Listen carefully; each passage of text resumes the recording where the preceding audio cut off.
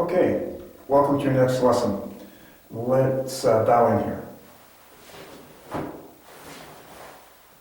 Okay, today's lesson, this is going to be a presentation to explain Kata and a little bit of the history, because the history is important to understanding the Kata.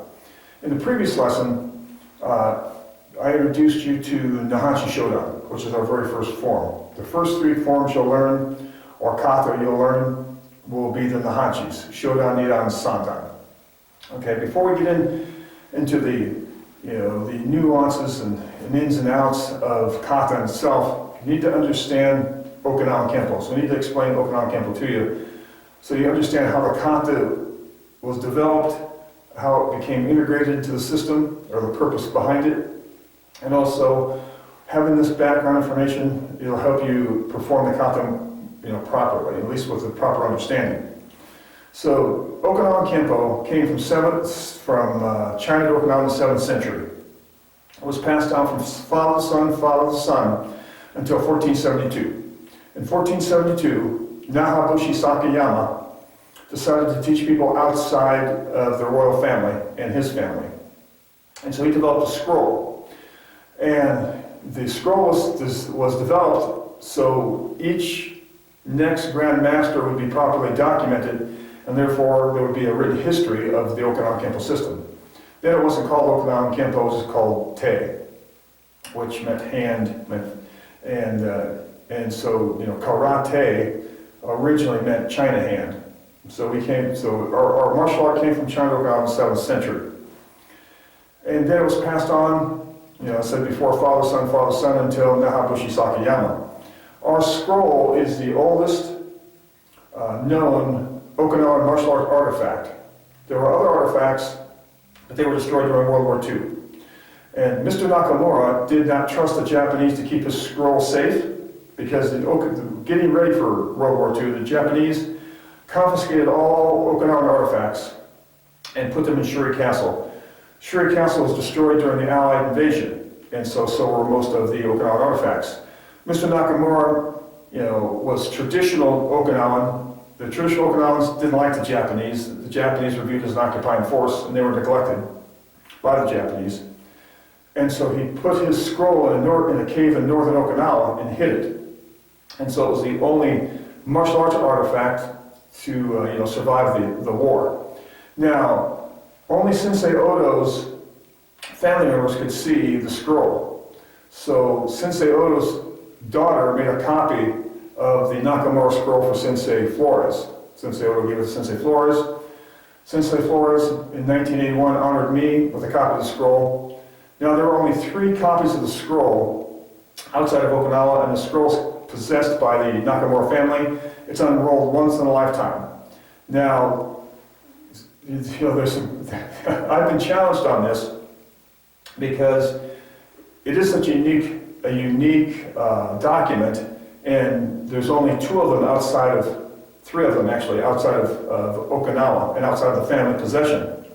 So there's some misgivings about the authenticity of the scroll. I have a copy. I hung it in my dojo. It can't be copied. I can't give it away. I was instructed that only the person who's going to take the mantle from me gets my copy of the scroll. So you can see it. It's not published because I can't have it duplicated. That's what I was told. Let me get back to what we're talking about. So it was passed on father, son, through the Nakamura family. And Mr. Nakamura was wealthy. His family was wealthy, and so he went to the first Okinawan junior high school. And that's where, during that public school system, during that junior high school, Utasu, who was Shorin Ringmaster, developed a pin on kata for the school children. So Mr. Nakamura, when he went to junior high school and high school is a combination, he learned the Shorin-ryu 5-pin on kata.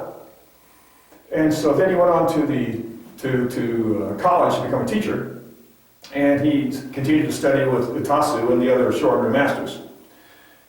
He went back to northern Okinawa, where he was from, because Shuri's in more southern Okinawa, And there was a great karate master there.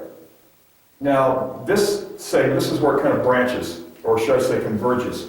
You had the Nakamura family martial art. And then in 1839, or just prior to 1839, Kitiku Sakayama was a martial artist in Okinawa. And he studied with the Chinese Imperial Guard.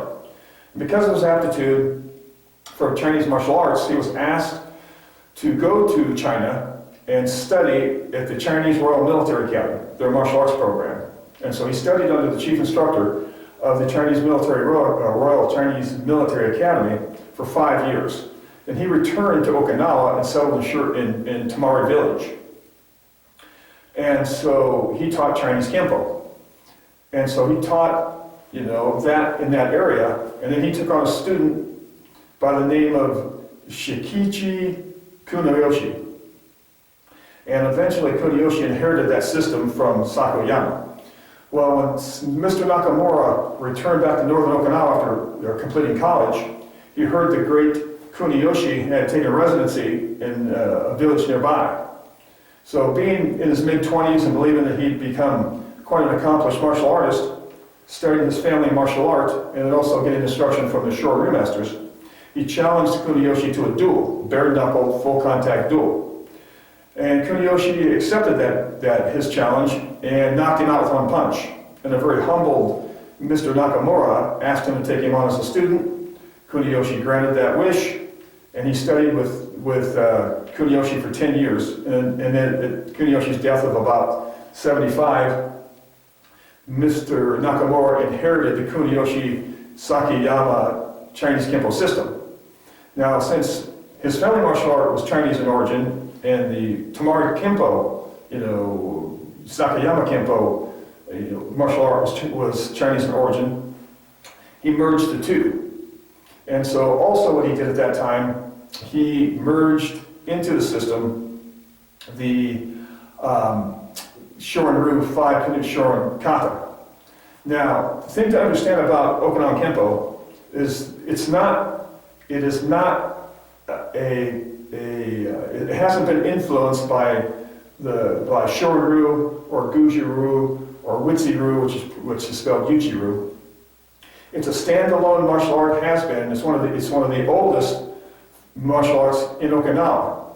It can be traced back to the 7th century.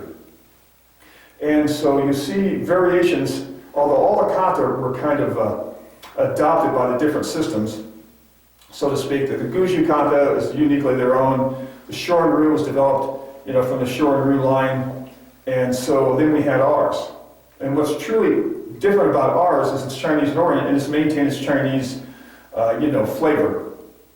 And so that's why our techniques are different, and that's why, even though we share kata with the Shorin-ryu, is the way we execute our kata is different because our fighting system is different. Shorin-ryu had its own fighting system, Guji-ryu has its own fighting system, Witsi-ryu has its own fighting system, and then the offshoots of those, have mutated. Okinawa Kenpo is its unique system of fighting.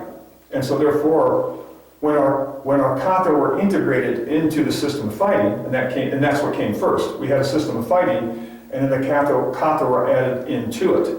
But we didn't modify our techniques to execute them like the other systems, like the Shorin-ryu. But we modified the technique, we modified the kata for our method of fighting, our technique application. And so, one of the things that makes it different is Okinawa Kenpo is more fluid. Some of the things that we don't do that the others do, we don't twist or punch. Most all the other karate styles start from here, and then midway through there they twist at the last point. We don't. Our punches start from here, like the Chinese do it, and come straight. They come straight in. They don't twist in. They come from here, turn over, and go forward. The other thing that we don't have is we don't have a back stance. We don't have an extended cat stance. We have a cat stance, a nahanchi dachi, a neko dachi, and a seisan dachi. And unlike some of the other systems, we turn our front foot in on the seisan dachi. And so others call it, in the Japanese they call it a front stance. It's a front stance. But ours is done with the front foot turned in. Eventually I will explain that to you, the reason why, in a different video. Also, what we do is we move forward. We just don't, a lot of times you'll see this in the other kata and the other systems, they step and they just kind of root their back foot. We don't do that. Everything we do, both feet slide. When you step forward into a seisai dachi, both feet slide. So these are all part of the system. And it's important to understand that. And so if you see people doing a kata similar to ours, and they're not executing the techniques as we do it, then they're not doing Okinawan Kenpo. Okinawan Kenpo was not really the name of Nakamura's family martial art, or the Tamara Chinese Kenpo martial art. Mr. Nakamura just called it Tei. And so he was concerned that the Japanese had taken Okinawan karate and hijacked it and called karate Japanese. He was concerned about that. And so he started an organization called Okinawan Kenpo. Okinawan Kenpo Remi, or Remi, starts with that's R-E-N-M-E-I, E-M-E-I. Remi means league. And he didn't believe, Mr. Nakamura did not believe in different styles of karate. He believed there was one universal pool of knowledge and that there were just unique individual expressions of it. So he wanted to consolidate all the Okinawan styles together under this one system, or this one term, so to speak, and just have everybody use the term Okinawan Kenpo, which meant Okinawan boxing. And so, he was able to consolidate a lot of people together, and he believed in doing two things. One, fighting full contact, and first without any kind of protective gear. And he believed in a combined curriculum of empty hand kata and kabuto, or weapon kata, and that's what he was pushing for. And he made great inroads like that, but he died. And then when that happened, he asked Sensei Sakichi Oto, who was not his senior student, but the one he selected to become chief instructor, to incorporate other kata that weren't necessarily in our system and incorporate kabuto, because Sensei Oto was a kabuto master as well. Now originally, in the original public martial art that Mr. Nakamura taught, there were 7 kata originally, before he went to junior high school. He expanded from 7 kata and added the 5 pinan kata to it, made it 12. Now, during this whole time after World War II, Mr. Nakamura was one of the few masters who survived. And he saw these other masters, were dying away. They were dying of old age, some of them died during the war. And he was afraid that what would happen is that some of their kata would get lost. And so he asked Sensei Oto on his deathbed, when he took over he was supposed to be in charge of the Remi. Sensei Oto was supposed to be president of the Remi as well, Okinawan Kenpo Remi, to go out and learn these other kata and then integrate them into the Remi, because it was just supposed to be a big clearinghouse. Remember, this was supposed to be one big pool of Okinawan karate. Well, Sensei Oto didn't have the leadership skills or the reputation that Mr. Nakamura did. So when he passed away, all the other branches started to break away, and basically what was left was Sensei Oto and the Nakamura family martial art.